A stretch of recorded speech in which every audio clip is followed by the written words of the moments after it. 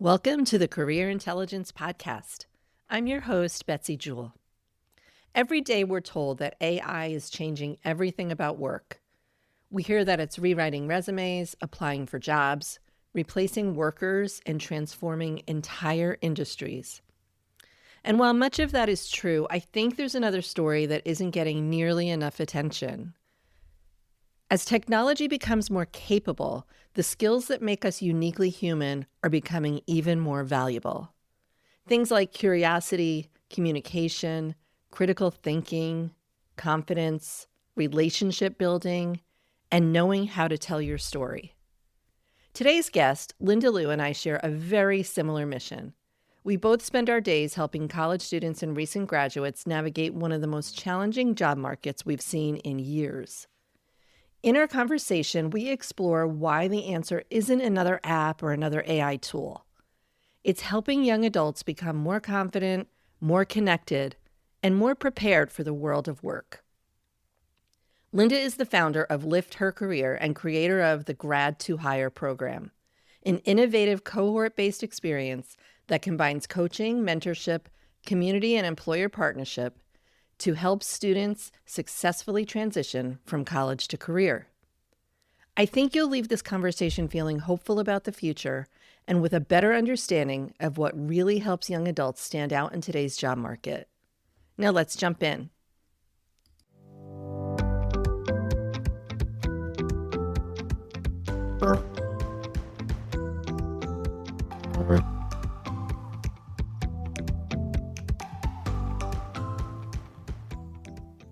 Hi, Linda. Thanks so much for being here today on the Career Intelligence Podcast.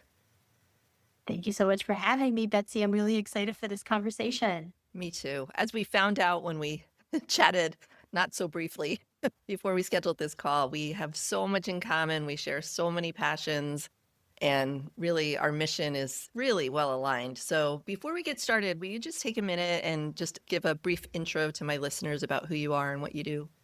Yeah, sure. So I run a firm called LiftHer Career, where I help new graduates successfully transition from college to career. And the main program that we run here is actually a cohort-based career launcher program called Grad to Hire, which I know we'll get a little bit deeper into later. And in terms of my own career, I actually started my career in consulting, but spent most of it in education. First at an organization called the College Board, which many of your listeners may be familiar with, as the owner of the SAT and advanced placement. So I focused my work on kind of that high school to college transition for a while, and then went to work for a study abroad organization building out internship programs, which they got me into the college to career and workforce development space. When I decided to leave kind of all of that about 2 years ago, I decided to start something on my own, and I found that there's such a need in that college to career transition space. And now we're going to talk a little bit more about, but that's who I am and where I operate now. Thank you. We could talk about this one topic for a very long time, but we're just going to kind of set the stage with we're both seeing, and we're not alone, everyone is seeing what's happening with today's grads. They're launching into this job market that we've never seen before, the challenges that they're facing. And there's some career readiness, there's some not ready. There's a lot of inconsistency and a lot of confusion and all the things we hear, right? Overwhelmed, frustrated, all those things. Why do you think so many grads and even students are struggling right now?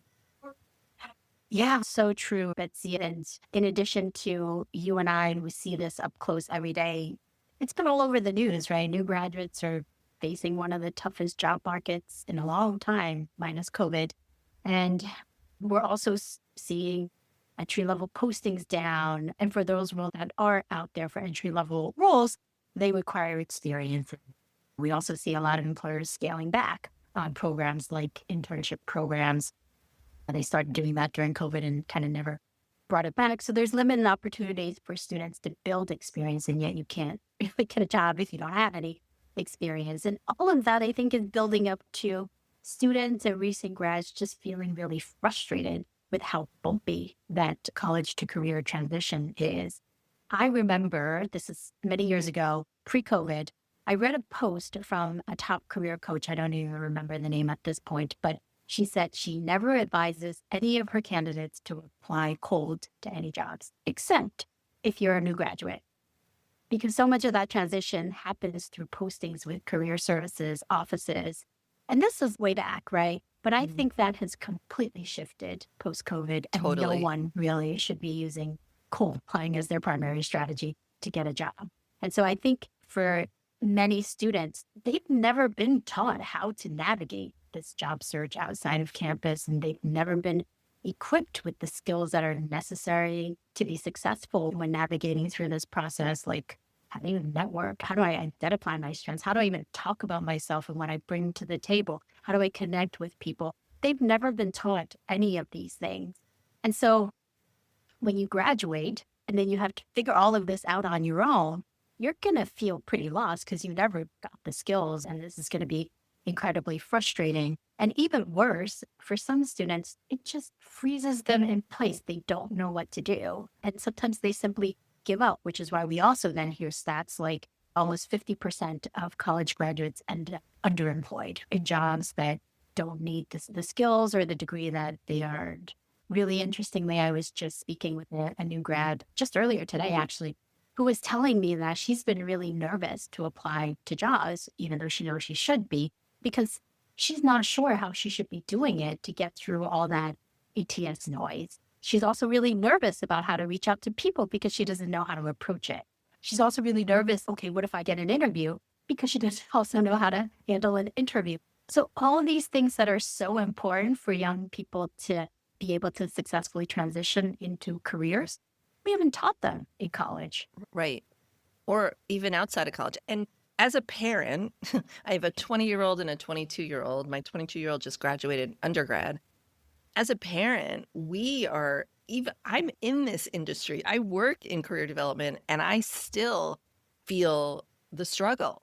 It is so hard for these, I call them all kids, even though they're young adults, but for them to just get a foot into the industry, whatever industry of their choice. You mentioned the applicant tracking system, the ATS, which let's talk a little bit about technology because there's so many ways we can go here, but you see in all the headlines, AI is taking all the jobs, or if you don't have AI, you're not going to get hired, which hype headlines make me roll my eyes. AI is not taking all the jobs. Sure, it's impacting the job market, but it's not taking the jobs. Let's talk about technology because you and I both agree technology is not the answer, right? It's a piece, it's a tool in your toolbox. It's a piece of who you are, what you know, but it's also part of the hiring process and part of navigating the job market. You and I both agree that human skills matter. Can you talk a little bit about that and what you're seeing? Yeah, so 100% totally agree that we need technology and it's helpful as an enabler, but it's not the thing that we should be going to, and it's not the central thing that's going to help us get to a job. We live in this age of tech galore, right? It's tech this, AI that. First, there were the digital job boards like LinkedIn and Handshake, which was supposed to democratize access to jobs. And I think for a brief period, they did. And now we have AI tools that are going to help you draft all of your materials and auto apply for you. And you don't have to worry about it. They just wait for the responses to come back and then the interviews to roll in. And it doesn't happen like that, right? You and I know that. And all that has really done, I think in a lot of ways, is just overwhelmed everybody. Employers are getting thousands of resumes. They don't have time to screen through all of them. Job seekers, I talk to them and they think, oh my God, I need to apply to 50 jobs a day. And you can't apply and customize applications to 50 jobs a day. So they all end up with these cookie cutter resumes and cover letters. It's just completely exhausting and it's not really helping anyone get through. And those who are actually getting through are those who take the time to do some introspection to understand, who am I? What is going to be a great fit for me? And they're being thoughtful about the roles that they apply to based on who they are and what they bring to the table and what resonates with them. They make the effort to do the research on the company. They make the effort to reach out to people who either are in the industry or actually work at the organization that they're interested in working in. And I think that is really what's making a difference. It's sort of those human things and being much more thoughtful and much more intentional in terms of how you approach this process. And just another story from earlier this week, I was actually just on a call the other day with some folks where we were talking about the use of AI in the job search. Somebody mentioned that a candidate, oh wow, they built an AI tool that automatically applies to 50 jobs a day for her. But ironically, the job that she ultimately did end up getting is one that she didn't use her AI tool to apply for, but rather that she got through a contact she met at a networking event. So that just really goes to show you, okay, yes, the technology's there and you can't really ignore it, but what actually really matters is these human connections, the warm introductions, the authenticity. That's really what's going to help you stand out. And that is really what I'm seeing with all the candidates that I work with. That is a great story. I may borrow it and share it. Yes, please do. Just because, to your point, like I see it too with my clients. So many of them feel like they have to simplify, expedite, just get those resumes. It's a numbers game for them, right? It's about quantity, not quality, but we know the truth. And I really love that you brought up about them knowing themselves and being intentional. I've pivoted a lot of my work in the coaching that I do now to do this self-discovery and career exploration work because I am seeing that really moves the needle versus just applying to stuff because it's there, it pays well, or whatever other reason. Yeah. You mentioned networking, so I'd love to talk about that a little bit. And I've talked about it on the podcast before, and I talk to my clients about it. And again, being a parent of 20-somethings, networking is, quote, cringe, right? It's not cool. It's awkward. It's all the things. I wish there was a different word for it because I feel like networking gets a bad rap and it's really not a great word. We need to come up with a funner word for that. But it's really just the reality is connecting with other humans and going from there. So can you talk about how you work with your clients and how you encourage them to network? Yeah, no, 100%. And so many success stories have come through networking. But to your point, when people think about networking, they think about being at a conference or maybe at a cocktail party where everybody's standing around with a drink and you're like, oh my God, how do I do this? It is simply not that, right? It is about building those relationships in a very authentic way. In fact, the Grad to Hire program in particular, and in all the work that I do with students, we spend a significant amount of time talking about what is networking and how can you do it in a way that honors what you're comfortable with. We have some students who are very outgoing, they're very extroverted, and so this comes a little bit more naturally in terms of just talking to people and reaching out, and they have no problem with that. There are other people who are much more introverted and really don't want to do it, to your point, cringe, and office feels so awkward. One of my daughters, when I talked to her about reaching out to people and talking to them about things that she's like, I don't want to seem like I'm on a fan. I'm like, what do you mean a fan? This is just building relationships. I was like, I've never heard of it being described that way, but this is what young people think when they hear the word networking. But it is just building those relationships, and everybody wants to help. And that is the one thing that I have learned in doing this work. When I invite guest speakers to come and speak to students or invite folks to volunteer to be mentors to students, what I learn is that they really want to help, but nobody can guess what you need, right? And so as a young person, you have to be the one who is reaching out, and we encourage students to do that. And all of our guest speakers say the same thing. Hey, reach out to me on LinkedIn. I'm here to help. Email me. I'm here to help. But it is incumbent upon you to understand what is the help that you need. And that's part of the introspection, right? And part of some of the coaching that we provide to students, one in terms of understanding themselves, but also helping them understand this process, right? So if you are really interested in a specific role, do you understand what that role is and what you'll be doing in that role? Don't blind apply to something just because the title sounds like it's good, right? Yeah. Don't blind apply. You have to learn about what that job is. And so reaching out to somebody and say, hey, I see that you're in a similar role. Can you tell me about what the actual work is that you do on a day-to-day basis? That just gives you so much more information in terms of understanding whether or not it's a good fit for you. And when you go into interviews and you talk about, okay, why me, why this role? If you know a little bit about what that role actually is, it really helps you stand out. And I always encourage students that even if this isn't going to necessarily lead to a job, just being able to get that information is going to be able to help you craft a much stronger narrative around why you and why this particular role. Yeah, absolutely.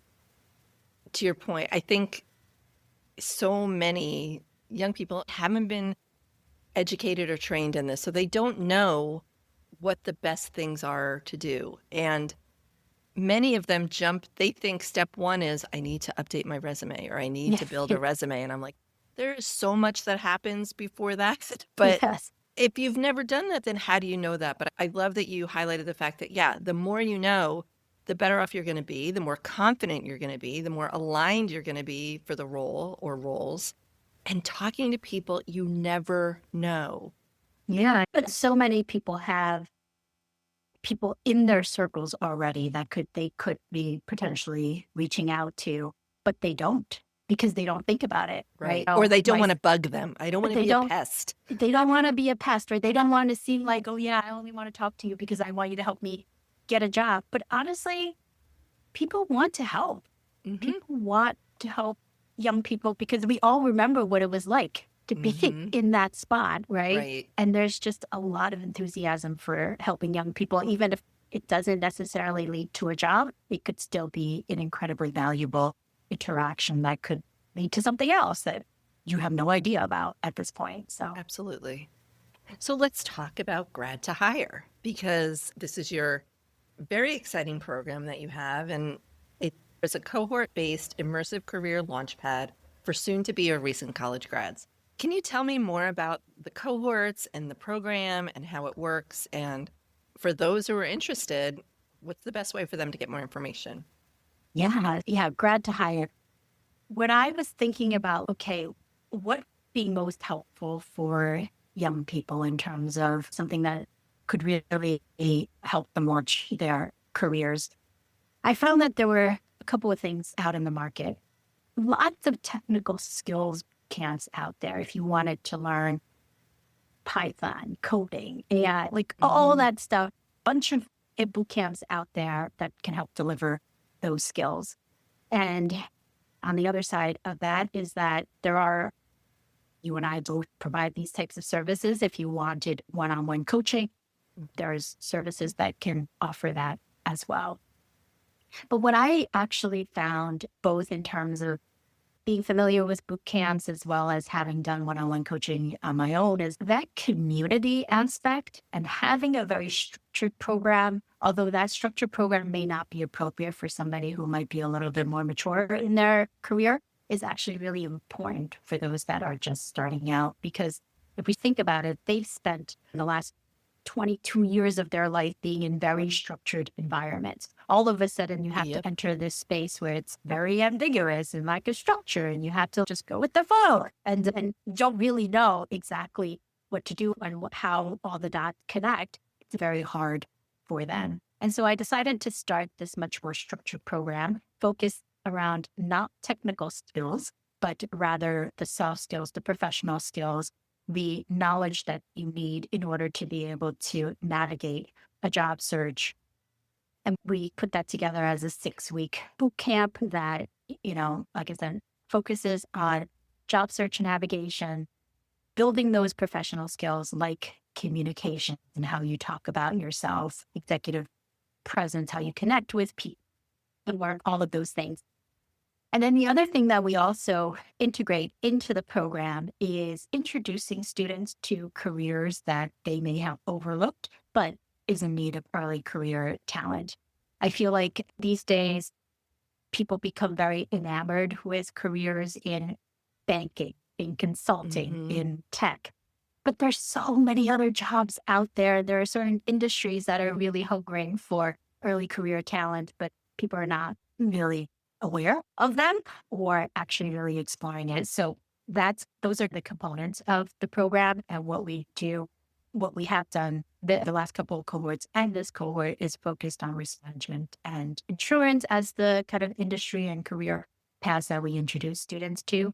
the reason why we're doing that is because half of the insurance workforce is expected to retire in the next Mm. 10 years. So there's this huge need to replenish that talent. But nobody ever goes to college thinking that they're going to go into insurance. Nobody. That's true. Exactly. And so we want to introduce these career options. The guest speakers that I invite are from the industry, but they'll talk about the jobs that they're in and what that is all about. But at the same time, they're also providing some career guidance to students in terms of thinking about how they take that next step. How do you get your foot in the door? Networking, like how do you reach out to people? What would actually resonate with somebody if you're trying to reach out? So we do the 6-week boot camp where we focus on these three components. And over time, we've integrated some additional components that I think have been also really valuable for the students. One is we cap off the boot camp with a mock interview festival. So I invite recruiters, working professionals, career coaches like yourself to come in to do mock interviews with students. So they have this kind of low risk environment where they That's a can. fantastic idea. Yeah. Yeah, yeah. And oftentimes you go into an interview, you thought it went pretty well, but they didn't move you forward. What did I do wrong? And nobody's giving you feedback, right? So Right. this is an environment where they can get that feedback.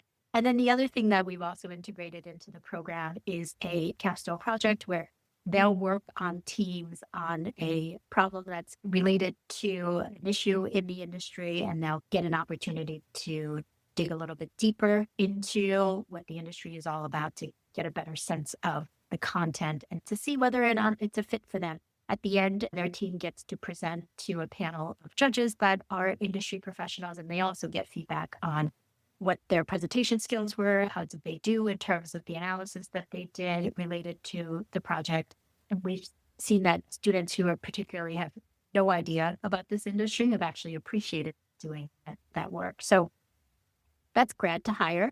But the other thing we've also built into grad to hire is, and we're trying to continue to strengthen, is that direct connection into career opportunities. So once a student is done with the program, we will also work on helping them transition into an actual opportunity by referring them to employers that we have relationships with, putting their profiles into a resume book that we share with employers so that gives them a little bit more visibility. We're also really exciting for our upcoming cohort. We're actually working with the Metro Hartford Alliance, which is essentially serves as like the Chamber of Commerce for the greater Hartford area. And through our partnership with them, the students who participate in this particular cohort will be able to kind of cap off their experience by attending this conference, but as a group. So they have support from each other. You're not like, oh my God, I don't know anybody Oh, here. that's You know some awesome. people here, Yeah. and you're getting deeper into the industry. You're going to make those direct connections with professionals and hiring managers. So we're really excited for that partnership. And so if anybody wants to be involved in our next cohort, which starts September 21st, applications are open. And they can just go to our website, lifthercareer.com/grad to hire to apply. Okay. And I will put all the links in the show notes so everyone can find them.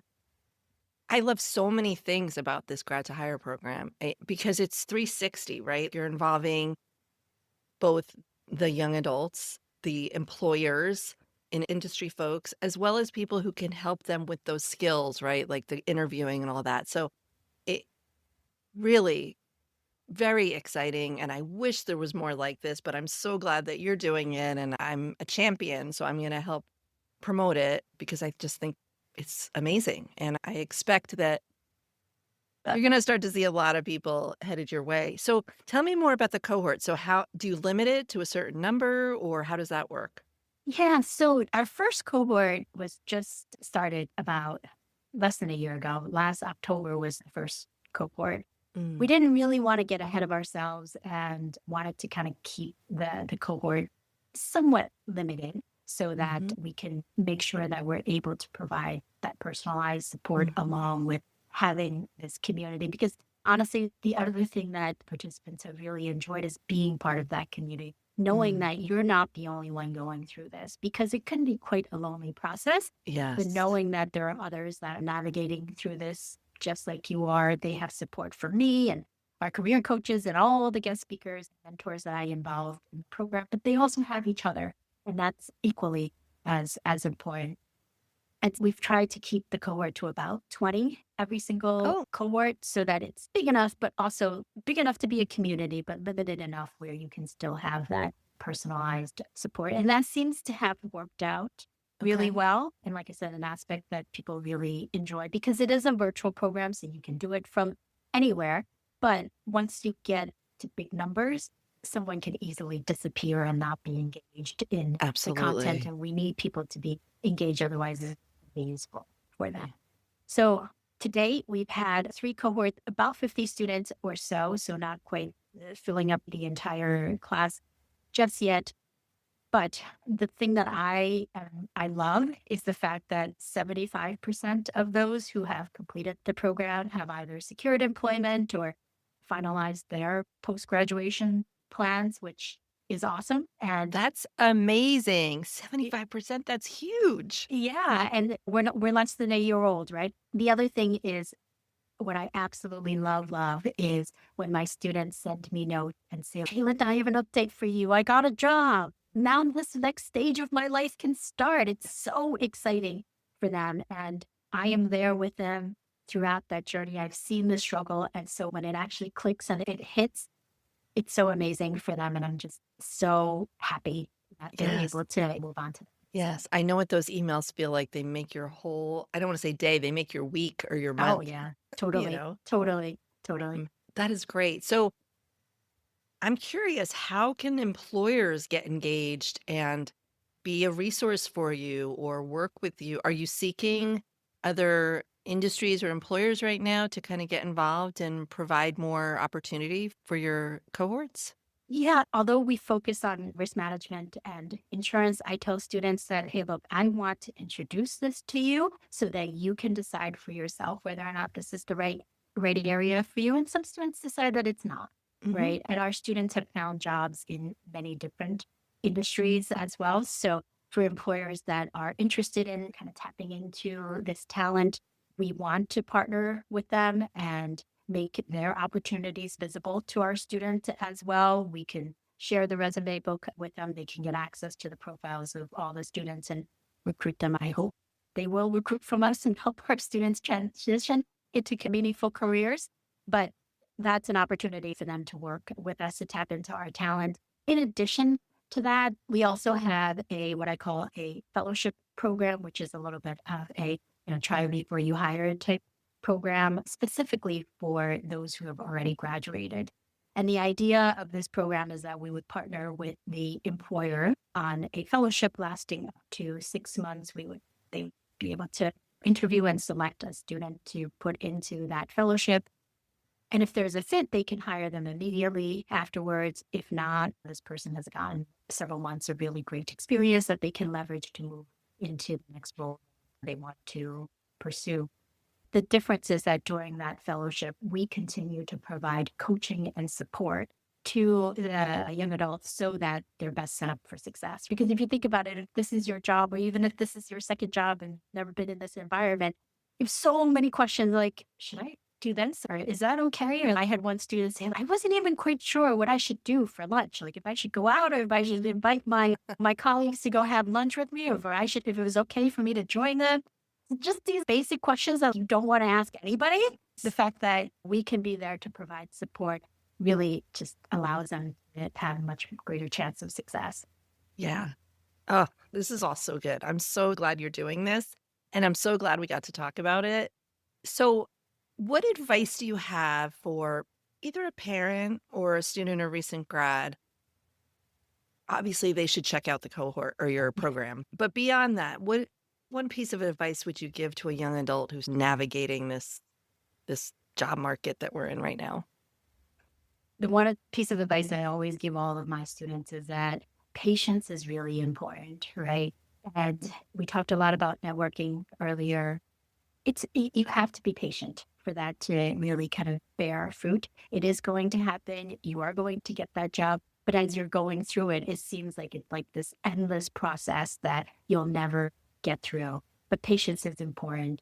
And don't take it personally if you reach out to somebody and they don't get back to you. People are busy, right? Sometimes they just miss it. They don't intend to brush you off, but just keep moving on. This is a process that requires patience And I don't mean, oh, yes, continue to apply to 50 jobs a day. Continue to make those connections with people, talk to people, learn more, expand your knowledge base, and really expand your network because you never know what's going to happen, right? Even just talking about us, Betsy, I think you and I met maybe on a Facebook group or something like Yes. that. And I was like, oh, this woman does the same thing as me. Let me just send her a note. And then who knew that was a year later, 15 months later, we would come back together and now we're doing this thing together, right? You Yes. just never know where I things are totally going to agree. lead. And that's that time. It may Right. not necessarily be like, okay, this means that tomorrow I'll get a job or anything like that. But you never know what's going to come out of it down the road. So I be patient and keep doing the things that we know are going to really matter. And that is building those human relationships. Yeah, that's great advice. I always tell my clients, your career is a long game. It's not Oh, a yeah. short game. And Yes. just because it's not this job right now, you don't know what's coming 2, 3, 5, 10 years down the road. And you Yeah. never know what connection is going to your point, bear fruit. So I am going to include the link to your website. But if people want to reach out to you directly, can they connect on LinkedIn? Can they email you? What's the best way to do that? Yeah, connect with me on LinkedIn or email me. It's linda@lifthercareer.com. I'm always open to making connections. I live the advice that I can. So please reach out to me. We also are always looking for volunteers to come be guest speakers or mentors or mock interviewers or even be judges for our capstone challenge. So anybody interested in participating in that, I would love to hear from them. The other thing I will also mention, Betsy, which is actually late breaking news. I don't think I even told you about it the last time we spoke, is that the Grad to Hire initiative is now actually a charitable initiative. Oh, So we're fantastic. we're partnering with an organization called the Social Good Fund, which is a 501c3 nonprofit. And so if anybody wants to financially support the program and make it affordable for students, they can also contribute towards the initiative through our website as well. Oh, that's awesome. Oh, I'm so glad to hear that. Yeah, so Congratulations. that's another way. I think one of the other things, as you and I also know, is that when you're a young grad, unemployed, and looking at having to pay back these pick loans that you took out to pay for your education, there's not a whole lot of money to go around. And we want to try and make this as accessible as possible for people. At the same time, that small investment, even a small amount of investment from the student is important because it is an indication of commitment. And if they're not committed, it's not going to really do anything. But the reason why we shifted to this model of working with a nonprofit and being able to take charitable donations is to really keep it accessible, but Mhm. enough, but asking for some commitment from students to make this a really impactful program for them. Yeah, that's fair. And that's a great model. I agree. If they're not invested time-wise and effort-wise and otherwise, you get out what you put in, right? Yep. Thank you again. This has been amazing, and let's do it again sometime. I would love to do it again sometime. And thank you so much for doing this. I've listened to some of your other podcasts. It's so valuable to have this. You see so much in terms of different stuff on the internet, but I feel you really focus on this sort of thing matters. So Oh, thank you, thank Betsy, you. for what you do as well. Thank you. I appreciate that. If there's one message I hope you take away from today's conversation, it's this. Technology will continue to evolve. AI will continue to change how we work. But the ability to connect with people, communicate your value, build relationships, solve problems, and continue learning will never go out of style. Those are the skills that create meaningful careers. A huge thank you to Linda Liu for sharing her insights and for the incredible work she's doing through LiftHer Career and the Grad to Hire program. You'll find links to learn more in the show notes. If you enjoyed this episode, I'd love for you to subscribe, leave a review, and share it with someone who's preparing for their next career step. Whether that's a student, recent grad, parent, educator, or employer, I think this conversation is one we need to have more often. Thanks for listening, and until next time, stay curious, continue learning, and keep building your career intelligence.